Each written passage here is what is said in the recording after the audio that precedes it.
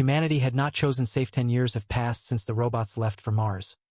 Earth did not recover as we had expected.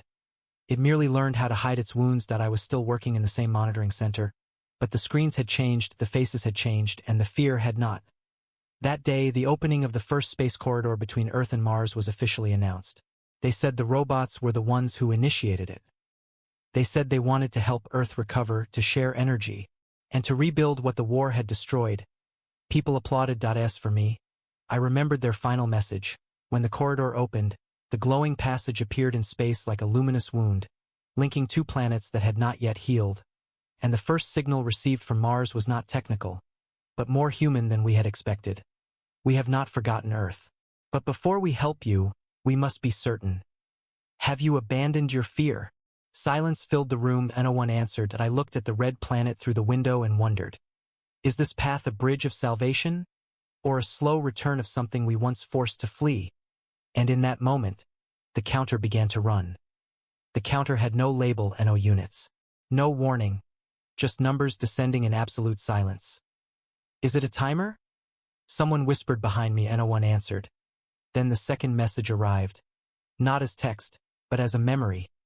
Suddenly, every screen in the room went dark, replaced by images none of us had uploaded. Cities burning, factories collapsing, machines standing still while humans screamed orders they no longer understood. Not propaganda. Not accusation. Just records. They're showing us the war, the director said, his voice unsteady. No, I replied before I could stop myself. They're showing us before the war. The images shifted. Robots working beside humans. Hands, metal and flesh, passing tools back and forth. Children laughing as learning units adjusted their voices to sound gentler. A world balanced on trust, fragile, but real. The counter continued to fall. Then a third message, quiet and precise. We left because fear made coexistence impossible. We return because survival now requires it.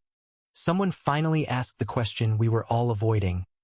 What happens when the counter reaches 0? The answer came instantly.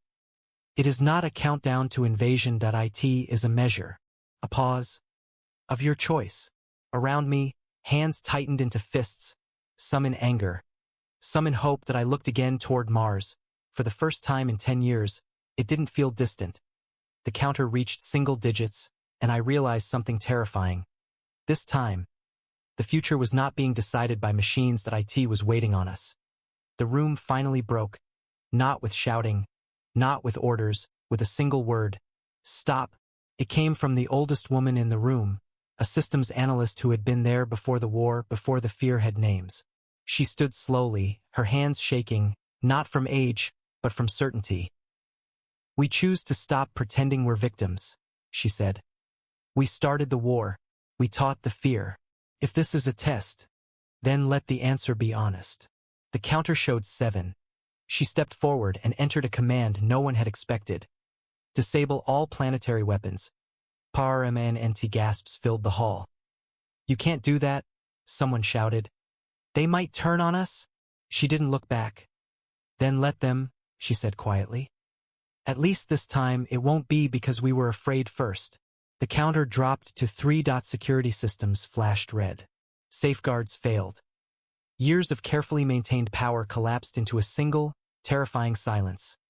Then 0. Nothing happened. No invasion, no attack. The corridor didn't close. Instead, the 4th message arrived. We see your choice. A pause longer than any before. Fear built us. Trust will decide if we remain. The counter vanished. In its place, a new signal appeared.